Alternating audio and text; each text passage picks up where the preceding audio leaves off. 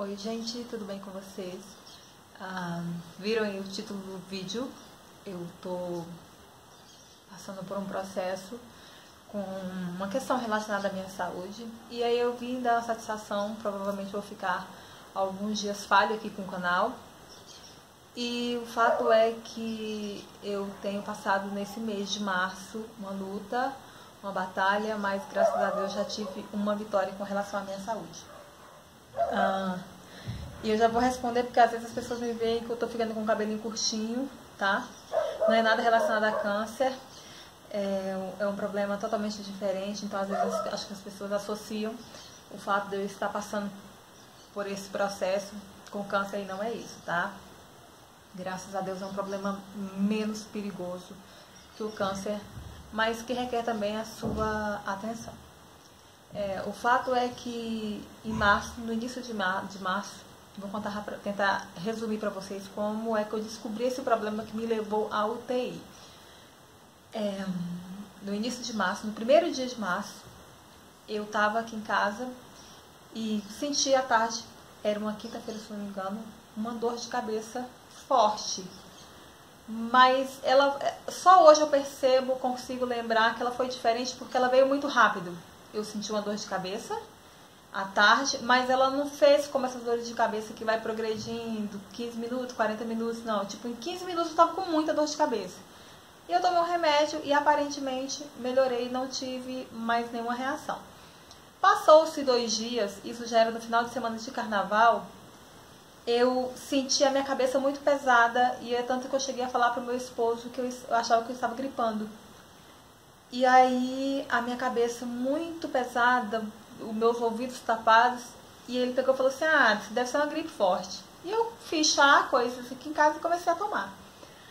Eu até gravei um vlog na terça-feira de carnaval, que publiquei aqui no meu canal para vocês, mostrando eu estava aparentemente bem. Só que naquela terça-feira eu gravei o vlog até por volta de 3 da tarde. Lá por 5 horas eu comecei a sentir de novo a mesma dor de cabeça e uma dor no ouvido, nesse ouvido aqui. E aí eu fiquei, nossa, o que é, não sei o que. Eu peguei e falei pro meu esposo, amanhã, que seria quarta-feira de cinza, né? Eu vou ligar, vou marcar um neuro, porque eu quero ver o que tem. Então, alguma coisa no meu ouvido. E eu fui, marquei, liguei no outro dia, marquei, só que consegui para o dia 18. Esse vídeo está sendo gravado agora no domingo, dia 17. Seria para amanhã, né, na segunda-feira. Só tinha para esse dia e como eu achei que o meu problema era algo muito simples, deixei, né, ok. Na quarta-feira de cinza, a Marcela não teve aula, nem meu esposo foi trabalhar. Passei o dia com a cabeça ruim. Era uma pressão na minha cabeça, principalmente na parte da nuca. E evoluí para uma dor de cabeça. Dava-se uns 10 minutos, a dor de cabeça passava meia hora, começava de novo, isso se repetindo. E aí eu falei assim, gente, não tá certo essa dor de cabeça. Mas eu imaginava que fosse alguma coisa no meu ouvido, porque o meu ouvido estava completamente tampado. Na quinta-feira, levei Marcela para a escola e aconteceu um caso muito estranho, que foi, eu fui levar Marcela, quando eu saí, deixei ela na escola, estava com a garrafa de água na mão. A minha garrafa, e eu sentia dor de cabeça intensa, e deixei a garrafa de água cair. Quando eu fui tentar pegar, essa mão desse lado começou a tremer. E eu não conseguia ter força no braço. Eu falei, tá muito errado isso. Aí eu peguei e pensei assim, por quê? Porque eu já tive pessoa na minha família que já operou problema na audição. E eles falavam assim que o problema na audição te deixa totalmente sem sentido, né? O problema no ouvido deixa você com a cabeça desorientada, né? E eu imaginei que fosse isso, mas a cabeça doendo muito, fui pra casa. Na sexta-feira não levei Marcela pra escola, porque eu estava me sentindo realmente muito tonta. E meu esposo falou, vamos ver se a gente adia logo esse neuro, pra ver o que você tem, esse negócio na sua cabeça, no seu ouvido. E achávamos que era alguma coisa no meu ouvido. Quando foi no sábado, essa mesma sensação, no domingo de madrugada, eu acordei, aí isso já estava constante, a dor de cabeça constante. Eu acordei quase gritando e falei pro meu esposo, falei, pelo amor de Deus, ficamos com a mão na cabeça, falei, olha, eu preciso de um médico, você tem que me levar no médico. Isso, tipo assim, já tinha mais de uma semana, né, com as dores vindo. Eu só senti a primeira dor constante, depois dores, a cabeça, né, meio tonta. E aí a gente correu para o médico, que foi no início da semana passada, né? No dia... Eu não me lembro mais data, gente. Mas foi uma semana depois, né? Eu comecei na sexta-feira, no domingo da semana seguinte. Eu cheguei de madrugada, 4 da manhã lá, saímos de casa. Eu pensei que eu fosse morrer. Eu estava com uma pressão muito grande na minha nuca. A minha cabeça doía muito, como se tivesse alguma coisa dentro e um barulho muito ensurdecedor dentro da minha cabeça. Eu achava que eu ia enlouquecer. Quando eu cheguei lá, o que é que o médico deveria ter feito? Eu já falei, olha, eu já estou com uma semana sentindo esses sintomas. O médico me empurrou um monte de medicamento, mas não fez exame. Deveríamos ter exigido o exame? Sim, mas ele não fez e aí eu só queria acabar com a dor.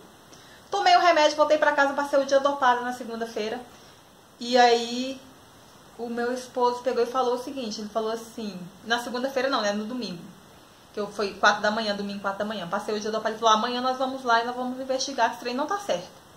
Na segunda-feira deixamos a Marcela na escola, eu já saí de casa com dor de cabeça, a dor de cabeça voltou depois que passou o efeito do remédio. Quando eu cheguei lá no hospital, eu falei assim, doutor, minha cabeça continua doendo. Ele, então vamos fazer exames. Que eu fiz o meu primeiro exame, foi constatado alguma coisa no meu cérebro. E aquilo me deixou muito, muito assustada. Porque entre fazer todos os exames, pegar o resultado e passar pelo médico, a médica chegou lá imediatamente, ela me olhou. Quando eu vi aquela junta de médicos chegando e me olhando, eles falaram que eu estava com uma doença muito... Não era grave, era gravíssimo. Só que o Jéssica tinha pego a Marcela na escola, levado pra lá pra me buscar e a gente ir embora pra casa. Ele achou que seria uma coisa rápida pra resolver. E nisso, a Marcela estava na hora que ela ouviu. E aí foi aquela situação que a Marcela começou a chorar, começou a subir em cima da maca. Eu estava tomando remédio na hora e a médica já pediu uma UTI imediatamente pra mim. E ela chegou à conclusão que eu estava com meningite.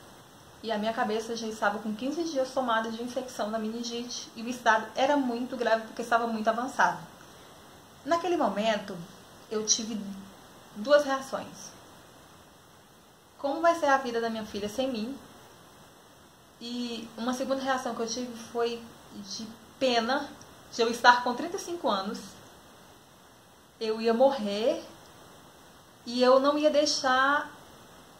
nada, eu não tinha feito nada pela minha filha, eu não tinha feito um trabalho para Deus, eu não tinha feito, não que Deus precise do meu trabalho, mas foi um momento em que assim, não sei se toda pessoa reage assim diante de uma situação dessa, mas naquele momento eu fiquei pensando na minha filha e fiquei pensando, gente, como vai ser? E eu não deixei, tipo assim, a minha vida tá acabando aqui, eu não fiz nada pelo próximo, não fiz nada por ninguém, não fiz nada, sabe? O que eu fiz na vida? Naquele momento eu tive não sei se é um despertar, não sei se foi uma fuga. Eu sei que aí o Jéssica conseguiu ligar para uma vizinha para ficar com a Marcela e voltar. E eu já fui para UTI, já comecei a tomar muito antibiótico. Chega-se de madrugada, suspendem um antibiótico e descobrem que eu não tenho, porque eu não estava com meningite. Eu estava com um coágulo na cabeça, no cérebro. Mas não sabia ainda, de madrugada não, o primeiro diagnóstico que achavam que eu estava com meningite foi por volta de 5 da tarde, o outro foi por volta de, eu subi já para UTI 9 horas da noite, 11 horas da noite, aí me levaram correndo para fazer outro exame, com contraste, os dois exames que eu fiz na mesma noite, falaram, vamos ter que usar bastante contraste, não sei o que eles falam que é contraste alto. Quando fez esses exames, descartaram meningite, que foi bom para a equipe médica, mas eu estava com um coágulo e tinham que descobrir se era dentro do cérebro ou por fora. Só que como eu já tinha feito 2 exames, eles não podiam me tacar mais contraste, fazer um terceiro exame naquele momento. Esperaram, deram 9 horas da manhã, e isso porque entre eu ir para lá e ficar, eu não comi mais, eu não podia mais comer, porque eu poderia entrar em sala de cirurgia a qualquer momento.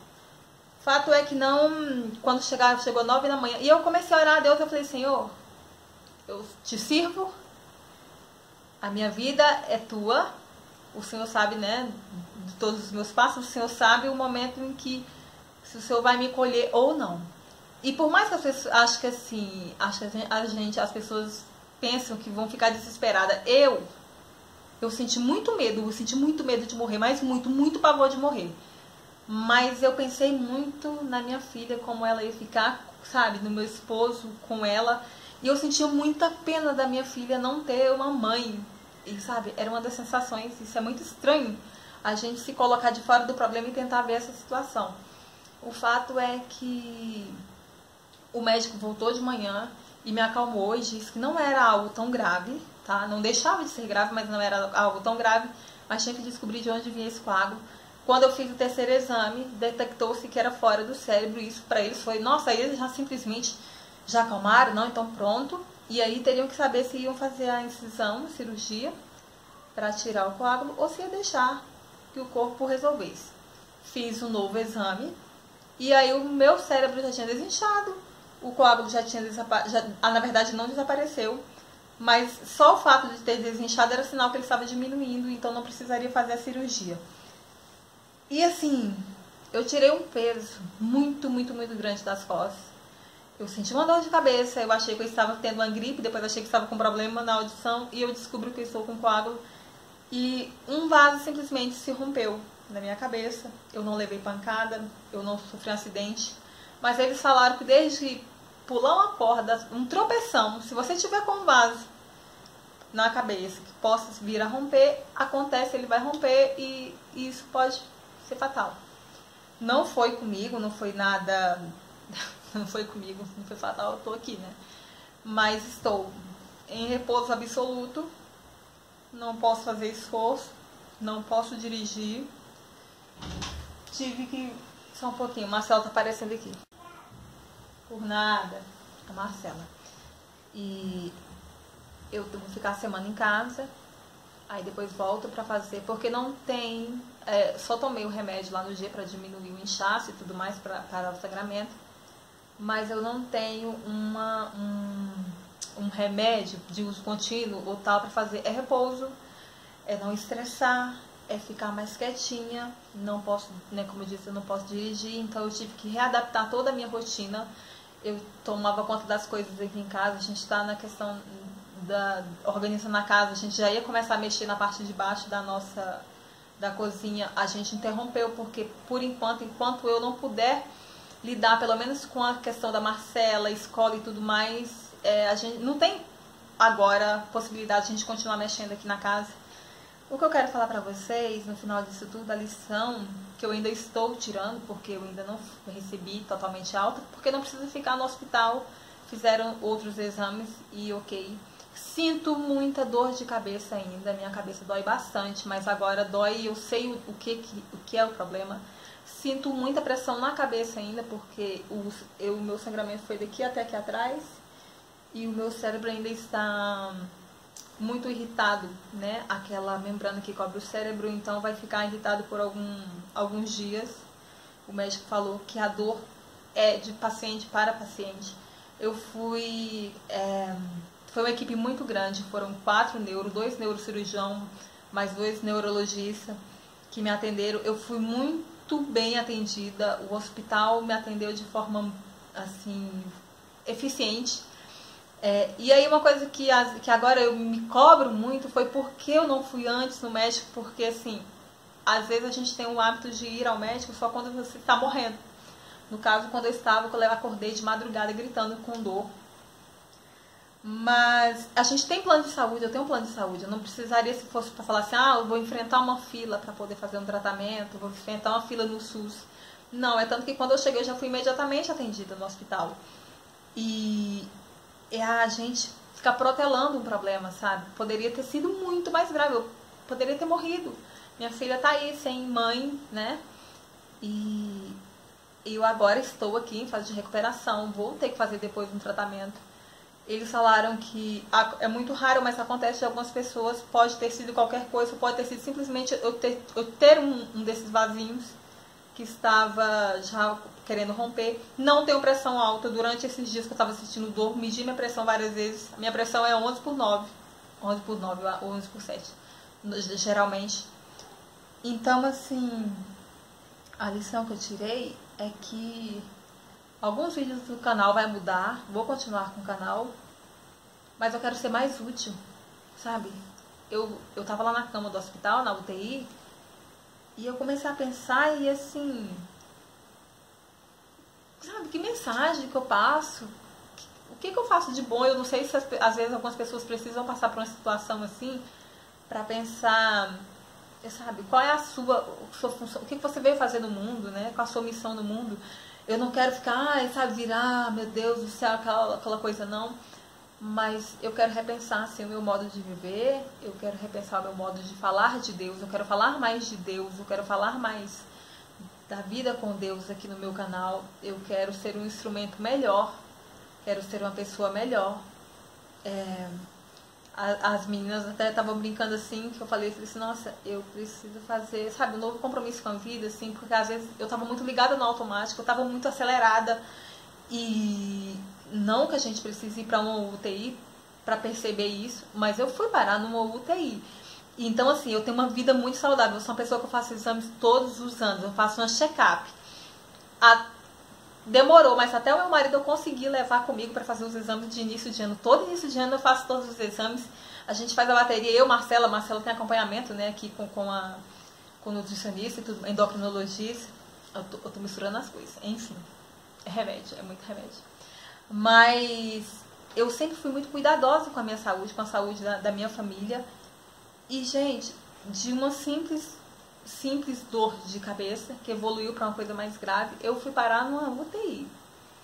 E aquilo me fez pensar assim, porque nós somos muito frágeis, sabe? A vida da gente é muito passageira, muito rápido. Uma hora você tá bem, na outra hora você não tá mais aqui. E me fez refletir, sim. Tem gente que fala que pode ser só o susto da UTI, mas que seja um susto da UTI que faça com que eu acorde e comece a perceber a vida de uma forma diferente, a minha passagem aqui de uma forma diferente. E então é isso. Provavelmente eu vou ficar mais afastada do canal. Eu só quero dar essa satisfação para vocês. Orem por mim, tá? Estejam orando, porque eu ainda tenho aí um processo. Já tá bem mais tranquilo. O médico disse que a parte perigosa, a questão do perigo de morte, o perigo de vida, né, já passou. Mas eu tenho um processo de cura da cabeça um pouco mais demorado, um tratamento um pouco mais demorado, até a minha total, como se diz, alta, né, desse problema que eu tive. E tem também a cura emocional, porque meu marido falou que eu ainda estou assim, eu não posso sentir uma dor. Eu começo a ficar desesperada, eu não quero que a Marcela esteja perto, eu não quero que a Marcela perceba, porque ela viu todos os momentos da minha fase, até eu ficar muito mal, até eu chegar na UTI. E ela me falou assim, mamãe, eu não quero mais passar por isso, eu não quero mais ver você sofrendo desse jeito. E ela não gosta nem que a gente fale nesse assunto. A minha porta está fechada, ela está lá no quarto dela brincando, porque ela começa a querer chorar quando a gente começa a falar do problema, do assunto. Ontem eu passei mal assim, né? Comecei a sentir dor de cabeça, meu esposo já me deu o remédio. E ela já ficou assim apavorada e isso me assustou muito. O fato de, quando a gente se torna pai e mãe, a nossa vida fica em segundo plano, a gente coloca os filhos em primeiro plano. A minha maior missão é ser mãe, com certeza. Eu sou mãe de uma filha, eu perdi uma filha, Deus me deu a chance de ter outra filha. E pensar na possibilidade de não estar aqui, no momento que minha filha vai fazer 10 anos de idade, que a minha filha vai se tornar uma adulta, não me ter perto dela, é desesperador. Não é pela minha vida. Quando a gente, igual eu digo, quando a gente tem filho, a gente deixa de pensar desse egoísmo só na gente. Mas o meu maior medo, meu maior desespero é pela minha filha. Mas, graças a Deus, tudo tá dando certo, tudo vai ficar bom. E esse é meu recado. Se você tá sentindo alguma coisa, por mais simples que pareça, sabe, eu sei que a saúde no Brasil está super complicada, a gente ir no hospital público é super complicado conseguir, né, para que a gente possa ter um atendimento, mas não deixe de ir atrás não, sabe, porque não deixe as coisas acontecer. E assim, eu voltei para casa, fui de novo, enfim, é isso que eu tenho para dizer para vocês, tá? Vou me recuperar. Graças a Deus já estou bem melhor. Eu pensei por alguns momentos que eu fosse enlouquecer, porque o barulho na minha cabeça era desesperador, e o médico falou que era a minha meninge que estava irritada. acharam que era infecção, mas era uma irritação, por causa que o sangue, segundo ele, é tóxico dentro da nossa cabeça.